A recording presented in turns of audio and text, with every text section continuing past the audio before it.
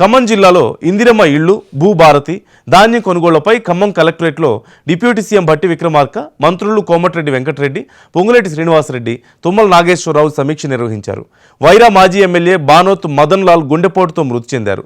ఆదివాసీ కాంగ్రెస్ శిక్షణ కార్యక్రమంలో deputy CM Bhatti, AICC in-charge Meenakshi Natarajan, మంత్రి పొంగులేటి పాల్గొన్నారు. కొత్తగూడెం ఎస్పీ ఎదుట 17 మంది మావోయిస్టులు లొంగిపోయారు.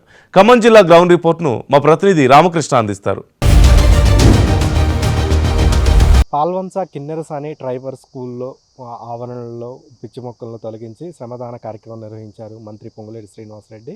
ఈ కార్యక్రమంలో ఏఐసిసి ఇన్ఛార్జ్ మీనాక్షి నటరాజన్ కూడా పాల్గొన్నారు. అనంతరం స్కూల్ ఆవరణలో మొక్కలు కూడా నాటినటువంటి పరిస్థితి ఉంది. అనంతరం ఆదివాసీ కాంగ్రెస్ సంబంధించినటువంటి శిక్షణా కార్యక్రమంలో ఏఐసిసి ఇన్ఛార్జ్ మీనాక్షి నటరాజన్తో పాటు పిసిసి అధ్యక్షుడు మహేష్ కుమార్ గౌడ్, మంత్రులు డిప్యూటీ సీఎం భట్టి విక్రమార్క, మంత్రులు పొంగులేటి శ్రీనివాసరెడ్డితో పాటు ఎంపీలు, ఎమ్మెల్యేలు, కార్యకర్తలు, అనేక మంది కాంగ్రెస్ సంబంధించినటువంటి నాయకులు ఈ కార్యక్రమంలో పాల్గొన్నారు. ఈ సందర్భంగా నేతలు మాట్లాడుతూ కాంగ్రెస్ అంటేనే ఆదివాసీలు, ఆదివాసీలు అంటేనే కాంగ్రెస్, ఆదివాసీలకు కాంగ్రెస్ హయాంలోనే న్యాయం జరిగిందని చెప్పి ఈ సందర్భంగా చెప్పారు. అదేవిధంగా సంక్షేమ కార్యక్రమాలకు సంబంధించినటువంటి విషయాల్లో ఆదివాసీలకు తమ ప్రభుత్వం అత్యంత ప్రాధాన్యతనిస్తుందని చెప్పి ఈ సందర్భంగా తెలియజేశారు. ఇందిరాగాంధీ హయాంలో 25 లక్షల ఎకరాలు ఆదివాసీలకు పంచిపెట్టినట్లుగా, భూములు పంచిపెట్టినట్లుగా ఈ సందర్భంగా నేతలైతే తెలియజేసినటువంటి పరిస్థితి ఉంది. అనంతరం మీనాక్షి నటరాజన్ కాంగ్రెస్ నేతలతో విడివిడిగా సమావేశమై జిల్లాలో ఉన్నటువంటి కాంగ్రెస్కు సంబంధించినటువంటి జరుగుతున్నటువంటి కార్యక్రమాలను ఆమె అడిగి తెలుసుకున్నటువంటి పరిస్థితి అయితే పాల్వంచలో నెలకొని ఉంది. ఖమ్మం కలెక్టరేట్లో మంత్రులు కోమటిరెడ్డి వెంకటరెడ్డి, పొంగులేటి శ్రీనివాసరెడ్డి, డిప్యూటీ సీఎం భట్టి విక్రమార్క, తుమ్మల నాగేశ్వరరావు ధాన్యం కొనుగోళ్లు, భూభారతి, ఇందిరమ్మ ఇళ్ళు తదితర అంశాల మీద సమీక్షా సమావేశం నిర్వహించారు. ఈ సందర్భంగా మంత్రులు మాట్లాడుతూ ఆర్థికంగా ఎన్ని ఇబ్బందులు ఎదురైనప్పటికీ కూడా ఇచ్చిన ప్రతి హామీని నెరవేరుస్తున్నామని చెప్పారు. విద్యారంగంలో యంగ్ ఇండియా స్కూల్ ద్వారా సమూల ప్రక్షాళన చేపట్టబోతున్నట్లుగా కూడా చెప్పారు. అదేవిధంగా పేదలకు సన్నబియ్యం ఇస్తున్నాం, గతంలో ఎక్కడా కూడా, దేశంలో ఎక్కడా కూడా ఇటువంటి పథకం లేదు అని కూడా ఈ సందర్భంగా మంత్రులు అయితే చెప్పారు. అదే రాబోయే వర్షాకాలం ప్రారంభమైనటువంటి నేపథ్యంలో వ్యవసాయ శాఖ సన్నద్ధం మీద, అదేవిధంగా వైద్య రంగంలో ఉన్నటువంటి సమస్యల మీద ఈ సందర్భంగా మంత్రులు సమీక్షా సమావేశం నిర్వహించారు. ఎక్కడా కూడా అదేవిధంగా ఇందిరమ్మ ఇళ్లకు సంబంధించి కూడా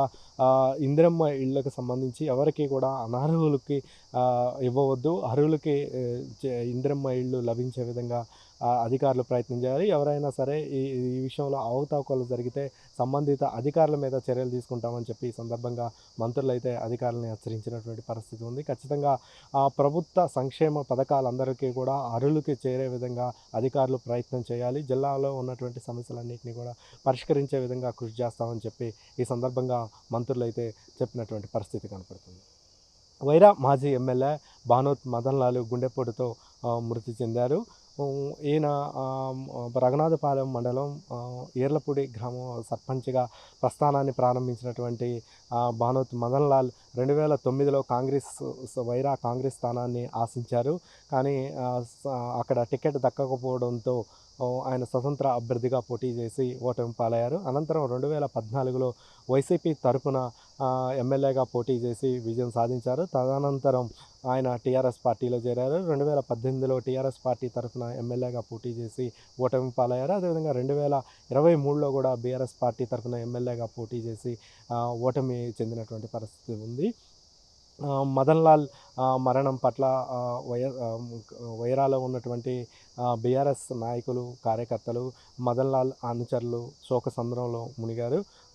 మదన్ లాల్కు సంబంధించినటువంటి పార్థివ దేహాన్ని సంబంధించి మంత్రి తుమ్మల నాగేశ్వరరావుతో పాటు అనేక మంది ప్రముఖులు నివాళులర్పించి అంతిమ యాత్రలో పాల్గొన్నటువంటి పరిస్థితి కనబడుతూ ఉంది. మావోయిస్ట్ పార్టీకి సంబంధించినటువంటి 17 మంది సభ్యులు భద్రాద్రి కొత్తగూడెం జిల్లా ఎస్పీ రోహిత్ రాజ్ ఎదుట లొంగిపోయారు. ఈ సంవత్సర కాలంలో జనవరి నుంచి ఇప్పటి వరకు 283 మంది మావోయిస్టులు లొంగిపోయినట్లుగా ఈ సందర్భంగా ఎస్పీ చెప్పారు. లొంగిపోయిన వాళ్ళలో 6 మహిళా నక్సలైట్లు ఉన్నట్లుగా కూడా చెప్పారు. వీళ్ళందరూ కూడా ఛత్తీస్గఢ్కు చెందినటువంటి సుక్మా, బీజాపూర్ జిల్లాలకు చెందిన వారిగా మా ఎస్పీ రోహిత్ రాజు తెలిపారు. లొంగిపోయిన వారందరికీ కూడా ప్రభుత్వ తరపున ప్రోత్సాహకాలు కూడా అందజేశారు. ఇంకా ఎవరైతే మావోయిస్టులు ఉన్నారో వాళ్ళందరూ కూడా స్వచ్ఛందంగా వచ్చి లొంగిపోవాలి. వాళ్ళందరికీ కూడా ప్రభుత్వం తరపున సహాయం అందిస్తామని చెప్పినటువంటి పరిస్థితి ఉంది. వీళ్ళందరూ కూడా లొంగిపోయిన వాళ్ళందరూ కూడా ఆపరేషన్ చేయూత ద్వారా లొంగిపోయినట్లుగా ఎస్పీ అయితే తెలిసినటువంటి పరిస్థితి ఉంది. కెమెరా పర్సన్ పాషాతో రామకృష్ణ.